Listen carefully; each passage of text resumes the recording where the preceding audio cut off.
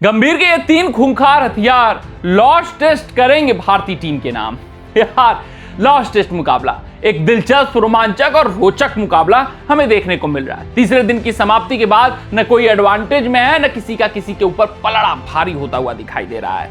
यानी चौथा day, moving day, और यहां पर जो जीतेगा बाजी भाई वही सिकंदर होगा लॉस टेस्ट का।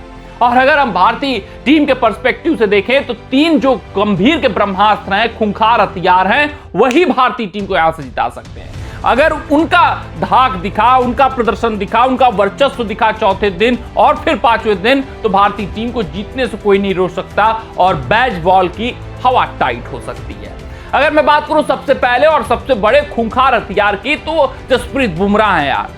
जसप्रीत बुमराह जैसा कोई नहीं है, ये बात सुनिश्चित हो चुका है। और उससे भी बड़ी बात कि जब जस्सी भाई खेलते हैं तो अन्य गेंदबाज वो रिस्पॉन्सिबिलिटी भारतीय टीम के नहीं ले पाते हैं यार, वो कंधों पर जिम्मेदारी नहीं ले पाते हैं। ऐसा लगता है कि सब कुछ वो भार जसप्रीत बुमराह के ऊपर छोड़कर रिलैक्स मोड में हो जाते हैं। इसी वजह से तो आंकड़े सामने आ रहे हैं कि Indian team wins with Jasprit Bumrah and without Jasprit Bumrah, और विदाउट जसप्रीत बुमराह बेहतर है, विद जसप्रीत बुमराह कमतर है। क्यों? क्योंकि अकेले पड़ जाते हैं जसप्रीत बुमराह।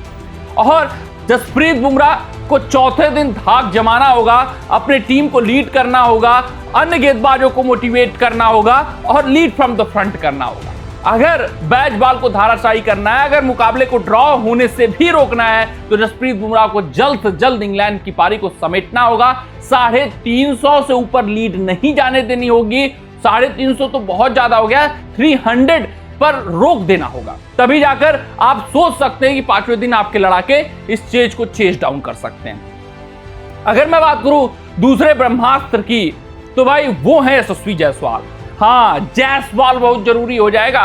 इंग्लैंड टीम 270, 275 जहां डकेगी, 310 जहां डकेगी, फिर भारतीय टीम के लिए जैस बॉल का खेलना, जैस बॉल का टिकना, पारी को स्टार्ट देना, एक्सीलरेटर मोड ऑन करना बहुत आवश्यक हो जाएगा।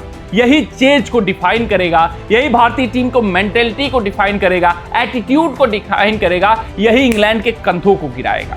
अगर जैस बॉल का बल्ला नहीं बोला तो फिर चीजें कठिन हो जाएंगी, फिर मेंटेलिटी ड्रॉ की तरफ हो जाएगी। अगर जायसवाल चलते हैं, जैस बॉल की तरह खेलते हैं, तो फिर मेंटेलिटी जीत की हो जाएगी। तो जायसवाल का चलना बहुत आवश्यक है। वहीं मैं बात करूं तीसरे खिलाड़ी की, तो भाई आप भी समझ गए होंगे, हम भी जानते हैं, ऋषभ पंत। जायसवाल, ऋषभ पंत। अगर भारतीय टीम को जीतना है तो चलने ही चलने होंगे और इन्हीं को खुला छूट दिया जाएगा कि आपको खुलकर खेलना है, आपको ताबड़तोड़ अंदाज में खेलना है। फिर दूसरे छोर से जो एंकरिंग की भूमिका में रहेगा वो एंकर ही करेगा, राहुल और गिल जैसे खिलाड़ी।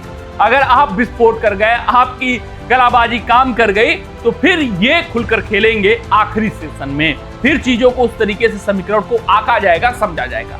यानी पांचवें दिन जायसवाल, ऋषभ पंत, इन दोनों को देखा जाएगा किस तरीके से खेलते हैं। अगर ये टीके, लंबी पारियां खेले, तो फिर भारतीय टीम जीत की तरफ जाएगी। अप्रोच साफ रहेगा। दूसरे छोर से राहुल जैसे प्लेयर, नायर जैसे प्लेयर, गिल जैसे प्लेयर सिर्फ और सिर्फ एंकरिंग की भूमिका करते हुए दिखेंगे। कमेंट सेक्शन में कमेंट करके बताइएगा कि आपको क्या लगता है, कौन टीम ये मुकाबला जीत रही है या फिर ड्रॉ की तरफ अग्रसर हो रहा है। मिलते हैं आपसे अगले रिपोर्ट में, तब तक अपना ध्यान दें, सुरक्षित रहें, स्वस्थ रहें, मस्त रहें। जय हिंद, जय भारत।